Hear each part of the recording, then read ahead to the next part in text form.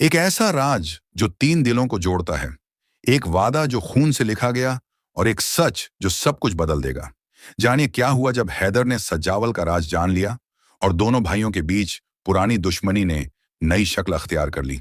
क्या जहरा उन दोनों के बीच पुल बन पाएगी या फिर वह खुद इस जंग का शिकार हो जाएगी? और वो कौन सी बात थी जिसने दुआ की मोहब्बत को खतरे में डाल दिया और उसके रिश्ते की बुनियादें हिलाकर रख दी? एपिसोड 6 में देखिए वो खुलासे जो आपको हैरान कर देंगे और कहानी को एक नई दिशा में ले जाएंगे। अभी सब्सक्राइब करें और वीडियो को आखिर तक जरूर देखें। दिन चमकदार था मगर फिजा में एक अजीब सा सन्नाटा छाया हुआ था, जैसे कुदरत भी किसी आने वाले तूफान का इंतजार कर रही हो। जहरा पहली बार बरसों बाद अपने अंदर सुकून महसूस कर रही थी। उसके दिल का बोझ हल्का हो चुका था और आंखों में जिंदगी की वो चमक वापस आ गई थी जो कभी उसकी पहचान हुआ करती थी। सजावल के साथ दोबारा बातचीत शुरू होने से न सिर्फ उसके जख्म भर रहे थे, बल्कि जमरत बेगम के चेहरे पर भी एक नरम सी मुस्कान लौट आई थी, जैसे माँ का दिल बेटी की खुशी देखकर फिर से जी उठा हो। मायरा ने हंसते हुए कहा, उसकी आवाज में खुशी के साथ साथ तजस्सुस भी था। क्या वाकई अब सब कुछ ठीक होने जा रहा है? जहरा ने धीरे से कहा। उसके लहजे में एक अजीब सा एहसास था, शायद मगर जिंदगी अक्सर सुकून से पहले तूफान देती है। ये कहते हुए उसकी नजर खिड़की से बाहर दूर क्षितिज पर थी, जहां बादल धीरे धीरे इकट्ठा हो रहे थे। शायद ये खामोशी किसी बड़े तूफान का संकेत थी। दरिया के किनारे बैठे हुए पानी की लहरों की आवाज उनके बीच की खामोशी को सुकून में बदल रही थी। दुआ और हैदर की मुलाकातें अब जिंदगी का एक खूबसूरत हिस्सा बन चुकी थीं। कभी वो दरिया के किनारे बैठकर लम्हों को महसूस करते, कभी मस्जिद के आंगन में बैठकर रूहानी सुकून तलाश करते, और कभी बस खामोश रहकर वक्त को गुजरते देखते, जैसे हर खामोश लम्हा उनके दिलों के बीच एक नई जुबान बोल रहा हो। एक दिन जब वे मस्जिद के आंगन में बैठे थे, हैदर ने अचानक पूछा। उसकी आवाज में एक अजीब सी बेचैनी थी। तुम्हें मुझसे डर नहीं लगता? दुआ मुस्कुरा दी। उसकी मुस्कान में एक गहरी समझ थी। नहीं, मगर तुम खुद से डरते हो, जैसे कोई इंसान अपने ही अतीत की परछाइयों से भाग रहा हो। यह शब्द सुनकर हैदर की आंखों में एक अजीब सी चमक दौड़ गई, जैसे कोई उसके दिल की गहराइयों में उतरकर उसका राज पढ़ रहा हो। हैदर ने धीरे से कहा। उसकी आवाज में गहरा दबाव था, जैसे कोई भारी बोझ उठाए हुए हो। मेरा अतीत खून से सना हुआ है, दुआ। मैं चाहकर भी खुद को माफ नहीं कर पाया। मैंने अपनी बहन को बचाने की कोशिश में किसी की जान ले ली थी। ये कहते हुए उसके होंठ कांप रहे थे, जैसे हर लफ्ज उसके भीतर से टूट टूट कर निकल रहा हो। दुआ के हाथ कांप गए। उसकी आंखों में हैरानी और दर्द का मिला जुला साया था। क्या तुमने कत्ल किया? उसकी आवाज इतनी धीमी थी जैसे वो इस सच को सुनने के लिए तैयार ही न हो। हैदर ने निगाहें झुका लीं, जैसे शर्म के मारे वो दुआ की आंखों में देख भी न पा रहा हो। हाँ, मगर वो एक हादसा था। मैं उसे मारना नहीं चाहता था। वो मेरा मजाक उड़ा रहा था, मेरी बहन के दर्द पर। मैंने बस एक धक्का दिया और वो सीढ़ियों से नीचे गिर गया। उसकी बातों में एक ऐसी बेबसी थी जो सालों से उसके अंदर दबकर सिसकती रही थी, एक ऐसा दर्द जो हर सांस के साथ उसे कुचलता रहा। दुआ की आंखों से आंसू चुपचाप उसके गालों पर बहने लगे, जो उसके दिल की गहराइयों से उठने वाले जज्बातों की खामोश गवाही दे रहे थे। और अब तुम मेरे सामने हो, एक कातिल, एक शर्मिंदा इंसान, और मैं फिर भी तुम्हारे लिए दुआ करती हूं। उसकी आवाज में एक अजीब सी मजबूती थी जो आंसुओं के बावजूद टूट नहीं रही थी। क्यों हैदर, क्यों तुम्हारे साथ ऐसा जुड़ गई हूं कि खुद को भूलने लगी हूं? यह सवाल उसके दिल की तहों से निकला था, एक ऐसी उलझन जो मोहब्बत के नाम पर उसके वजूद को हिला रही थी। हैदर ने धीरे से कहा। उसकी आवाज में एक रहस्यमय सुकून था जो सिर्फ सच्ची मोहब्बत ही ला सकती है। शायद यही मोहब्बत है जो सब कुछ जानने के बाद भी दिल से नहीं निकलती। ये लफ्ज फिजा में गूंजते रहे, हर शब्द एक हकीकत को छू रहा था। ये वो मोहब्बत थी जो शर्तें नहीं देखती, जो हिसाब नहीं रखती, जो सब कुछ जानकर भी दिल में बस जाती है। उधर सज्जावल की दादी साईं का इंतकाल हो गया और घर में एक गहरी खामोशी छा गई। वो खामोशी जो सिर्फ मौत के बाद ही उतरा करती है। जहरा को जब ये खबर मिली तो वो फौरन वहां पहुंच गई। उसके कदम जज्बातों के बोझ तले लड़खड़ा रहे थे। दादी साईं के चेहरे पर एक अजीब सा सुकून था, जैसे जिंदगी के आखिरी लम्हों में किसी वादे को पूरा कर दिया गया हो, या शायद वो अपने पीछे कोई ऐसा पैगाम छोड़ गई थी जो अभी सामने आना बाकी था। सजावल ने जहरा को देखकर कहा। उसकी आवाज में गम के साथ साथ एक अजीब सी ताकत भी थी। जाते जाते उन्होंने कहा था, पुत्र, जो दर्द दिल में है उसे खत्म करना है तो सच बोल देना। ये शब्द कमरे में गूंज उठे, जैसे दादी साईं की रूह अब भी मौजूद हो और अपने पीछे छोड़े गए सबक को पूरा होता देखना चाहती हो। जरा ने धीरे से पूछा। उसकी आवाज में एक अजीब सी अनिश्चितता थी। कौन सा सच? ये सवाल उसके दिल में एक नई हलचल पैदा कर गया, जैसे वो किसी ऐसी हकीकत के करीब पहुंच रही हो जिसे वो बरसों से जानना चाहती थी मगर डरती रही थी। सज्जावल ने कांपती आवाज में कहा। उसके होंठ थरथरा रहे थे और आंखें नम थीं। तुम जानती हो, जिस दिन तुम्हें गोली लगी थी वो गोली मेरे लिए थी। ये कहते हुए उसका पूरा वजूद कांप रहा था, जैसे वो एक ऐसा बोझ उठा रहा हो जिसे उसने सालों तक छुपाए रखा था। जहरा के कदम जैसे जमीन में धंस गए। उसका चेहरा एक पल में ही सफेद पड़ गया। क्या मतलब? उसकी आवाज बिल्कुल बेजान हो चुकी थी। ऑन के दुश्मन मेरा पीछा कर रहे थे। मैं तुमसे मिलने आया था, मगर उन्होंने समझा कि तुम मेरे साथ हो और वो गोली तुम्हें लग गई। मैं तुम्हें बचाने आया था और तुम मेरी जगह जख्मी हो गई। सज्जावल के लहजे में वो कर्ब था जो सिर्फ वही समझ सकता है जिसने सब अपनी आंखों से देखा हो। जहरा की आंखों से आंसू बहने लगे, जो उसके गालों पर नमकीन लकीरें छोड़ रहे थे। तो मेरे सारे दुख, मेरी नींदें, सब तुम्हारे मुकद्दर का किस्सा थे। उसकी आवाज में टूटा हुआ गुस्सा था, वो मायूसी जो बरसों के सब्र के बाद फूट पड़ी थी। सज्जावल के आंसू जमीन पर गिर पड़े। हर कतरा उसके गुनाह और पश्चाताप की गवाही था। हाँ जहरा, और मैं इसी बोझ के साथ जीता रहा। उसकी आवाज में वो दर्द था जो बरसों से उसके अंदर कैद था। अब अगर तुम चाहो तो मुझे माफ कर दो या हमेशा के लिए छोड़ दो। ये कहते हुए उसका सीना झुक गया, जैसे वो अपने ही फैसले का इंतजार कर रहा हो। जहरा कुछ नहीं बोली। उसके होंठों पर कोई लफ्ज नहीं आया, मगर उसकी खामोशी ही सब कुछ कह रही थी। वो आगे बढ़ी, हर कदम उसके दिल की जबान बन गया, और फिर धीरे से उसने सज्जावल के सीने पर अपना सर रख दिया। ये एक ऐसा एहसास था जो लफ्जों से कहीं ज्यादा ताकतवर था। तुमने मुझे नहीं मारा सज्जावल, तुमने मुझे जिंदा रहने की वजह दी। उसकी आवाज में एक ऐसी माफी थी जो बरसों के दुख को हिला देने वाली थी। एक ऐसी मोहब्बत जो हर दर्द के बावजूद कायम रही। रात गहरी हो चुकी थी जब दुआ के कमरे में फोन की घंटी ने खामोशी तोड़ दी। स्क्रीन पर एक अनजान नंबर था और एक अजीब सी घबराहट ने उसे जकड़ लिया। उसने कॉल उठाई तो दूसरी तरफ से एक रहस्यमयी आवाज आई जिसमें एक कड़वाहट घुली हुई थी। तुम हैदर को नहीं जानती, वो सिर्फ तुम्हें इस्तेमाल कर रहा है। दुआ के जिस्म में सिहरन दौड़ गई। उसके हाथों से फोन फिसलते फिसलते बचा। तुम कौन हो? उसकी आवाज कांप रही थी और दिल किसी अनजाने खौफ से धड़क रहा था। दूसरी तरफ से जवाब आया। आवाज में बेपनाह दर्द था। एक ऐसी लड़की जिसने उस पर भरोसा किया और आज कब्र में है। ये कहते ही कॉल कट गई और दुआ के हाथ से फोन गिरते गिरते रह गया। दा का दिल जोर से धड़कने लगा। ऐसा महसूस हो रहा था जैसे वो अपनी ही छाती से बाहर आ जाएगा। कमरे की गहरी खामोशी में सिर्फ इसके दिल की धड़कन सुनाई दे रही थी। हर धड़कन एक नए सवाल को जन्म दे रही थी। क्या ये फिर कोई खेल था, कोई साजिश जो हैदर के माजी से जड़ी थी, या फिर तकदीर उसे एक और इम्तिहान के दरवाजे पर ले आई थी जहां उसे अपने दिल की आवाज पर शक करना था? रात गहरी हो चुकी थी और चांद की रोशनी दुआ के कमरे में एक प्रासरार छांव बना रही थी, जब अचानक फोन की घंटी ने खामोशी को चीरते हुए एक डरावना सन्नाटा पैदा किया। स्क्रीन पर वो अनजान नंबर था जो पिछले कई हफ्तों से उसकी जिंदगी में एक खौफ बनकर दाखिल हुआ था। दुआ का दिल जोर से धड़का। उसके हाथ में एक अजीब सी लर्जिश थी, जैसे कोई उसे अंदर ही अंदर खबरदार कर रहा हो कि ये कॉल उसकी जिंदगी को हमेशा के लिए बदल सकती है। उसने गहरी सांस लेकर कॉल उठाई तो दूसरी तरफ से एक खड़दरी, बेरहम आवाज ने कहा, जिसमें नफरत और कड़वाहट का एक जहरीला इम्तिजाज था। तुम हैदर को नहीं जानते, वो सिर्फ तुम्हें इस्तेमाल कर रहा है। उसके हाथों तुम्हारी भी वही कसामत होगी जो मेरी हुई। दुआ के जिस्म में एक सर्द कपकपी दौड़ गई। उसके रोंगटे खड़े हो गए और सांस हल्क में उटक सी गई। कौन हो तुम?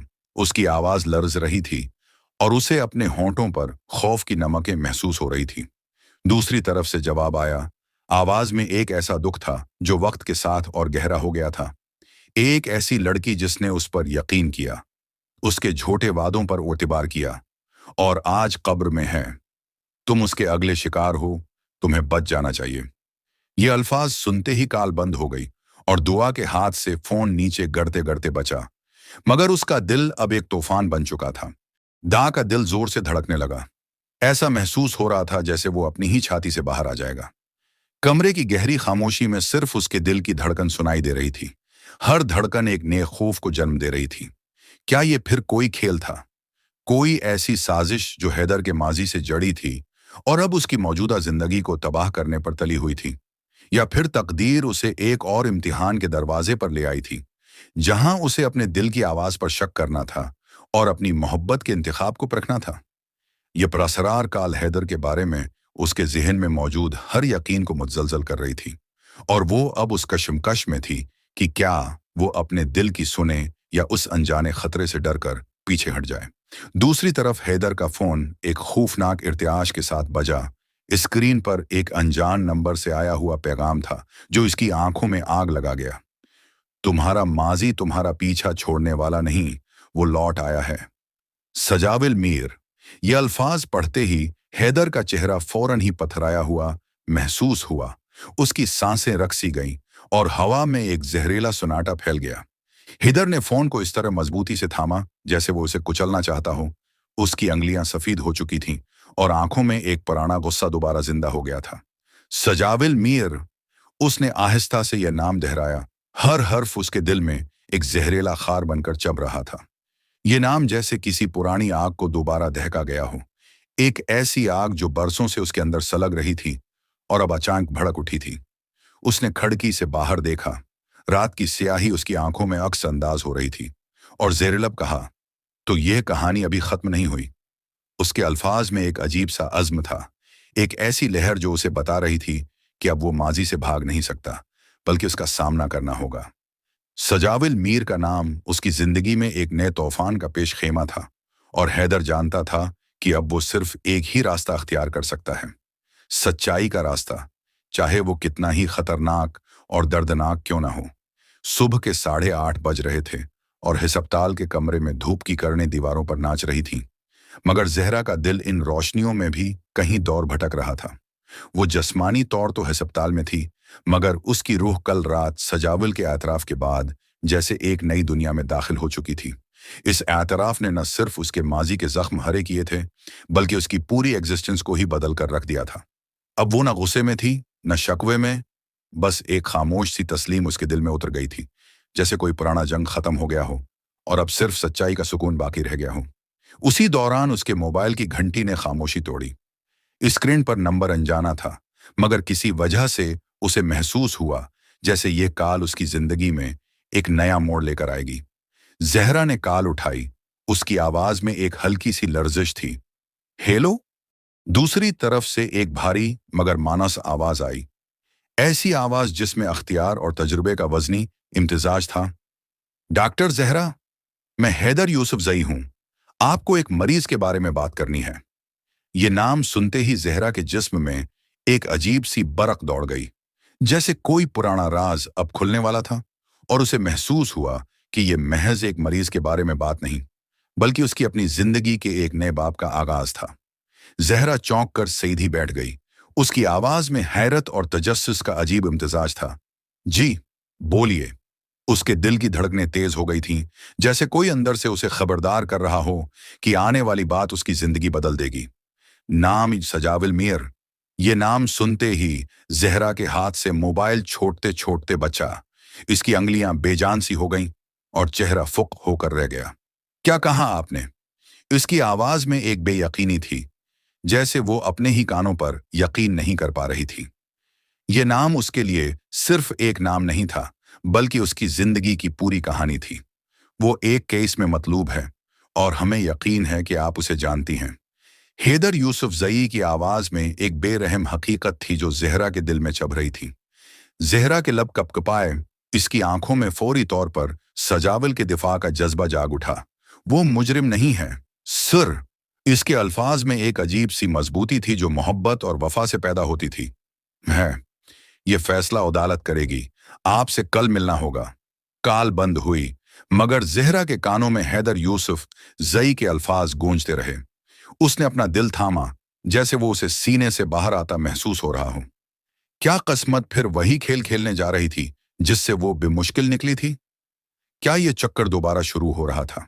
वो सजावल को खोना नहीं चाहती थी, मगर क्या वो इस बार निजाम इंसाफ के सामने खड़ी हो सकेगी? अस्पताल की खिड़की से बाहर धूप चमक रही थी, मगर जहरा के दिल पर तारीकियों के बादल छा रहे थे। आसी वक्त सजाविल मीर अपनी गाड़ी में बैठा हुआ था। शहर की मसरूफ सड़कों पर एक तरफ ध्यान से गाड़ी चला रहा था कि अचानक फोन की आवाज ने उसकी तोजा खींच ली। एक पैगाम आया, जिसके अल्फाज ने उसके खून को जुमूद में बदल दिया। हैदर यूसुफ जई तुम्हारा पीछा कर रहा है, उसे सब पता चल गया है। सजावल ने गाड़ी एकदम रोक दी। बरेक्स की आवाज ने हवा को चीरते हुए एक डरावनी खामोशी पैदा की। उसका दिल अब बेकाबू होकर धड़क रहा था। ऐसा महसूस हो रहा था जैसे वो सीने की हड्डी तोड़कर बाहर निकल आएगा। हीदर, वो अब क्यों?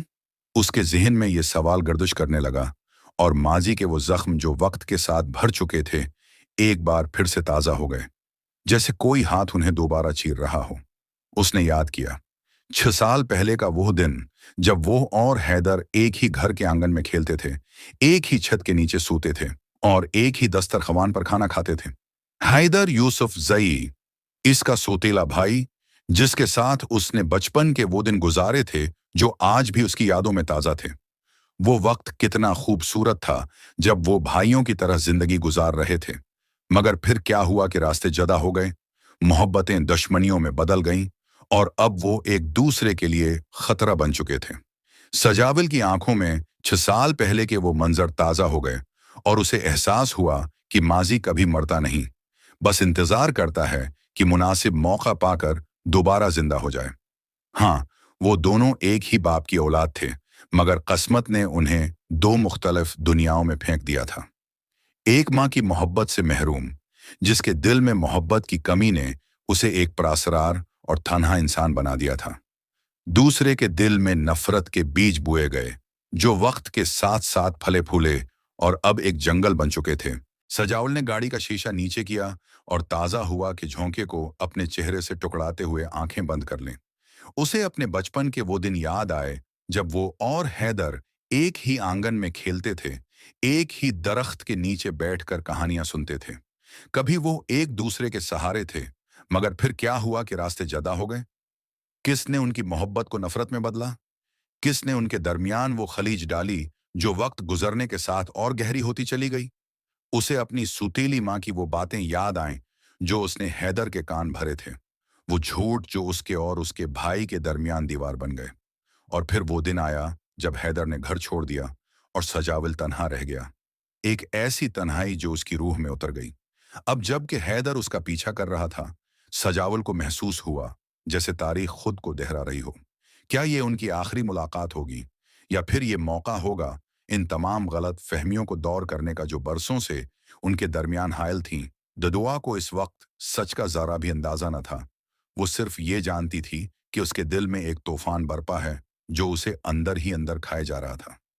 हैदर की हकीकत, उसके गुनाह और उसके एहसास, सब कुछ एक दूसरे से इस तरह उलझ गया था जैसे कोई जाल बुना जा रहा हो और वो इसमें फिंसती जा रही हो। हर सांस के साथ उसके जहन में नए सवाल उठते, और हर सवाल उसे हैदर के प्रसरार माजी की गहराइयों में ले जाता। इसी रात जब चांद की रोशनी उसके कमरे में एक प्रसरार छांव बना रही थी, उसने हैदर को पैगाम भेजा। उसके हाथ कांप रहे थे और दिल की धड़कनें इस कदर तेज थीं कि वो उन्हें अपने कानों में सुन सकती थी। क्या तुम सजावल मीर को जानते हो? ये सवाल पूछते हुए उसे महसूस हुआ जैसे वो एक ऐसी दुनिया में दाखिल हो रही है जहां से वापसी मुश्किल होगी। कुछ देर बाद जवाब आया, और वो अल्फाज दुआ की आंखों में हमेशा के लिए नक्श हो गए। हाँ, वो मेरा खून है, लेकिन मेरे लिए वो गुदार है। ये जवाब पढ़ते ही दुआ का दिल जैसे बैठ गया। उसके होंठ खशक हो गए और सांस रक सी गई। खून, गुदार, ये अल्फाज उसके जहन में गूंज रहे थे, और वो समझ नहीं पा रही थी कि उसका मतलब क्या है। उसने लिखा। उसकी अंगलियां अब भी लरज रही थीं। गुदार? कैसे? ये सवाल पूछते हुए उसे महसूस हुआ जैसे वो एक ऐसी कहानी के दरवाजे पर दस्तक दे रही है जिसके अंदर दर्द, गदारी और माजी के साए छिपे हुए हैं, और वो जानती थी कि अगला जवाब उसकी जिंदगी को हमेशा के लिए बदल सकता है। हिदर ने जवाब दिया। उसके अल्फाज में एक ऐसी कड़वाहट थी जो बरसों के गुस्से और दुख से पकी हुई थी। वही शख्स है जिसने मेरे वालिद को बर्बाद किया और जिसके लिए मैंने अपनी बहन को खोया। मैं उसे कभी मुआफ नहीं करूंगा। ये अल्फाज उसके दिल की गहराई से निकले थे। हर लफ्ज में एक ऐसी पछतावा था जो वक्त के साथ कम होने के बजाय और गहरी होती गई थी।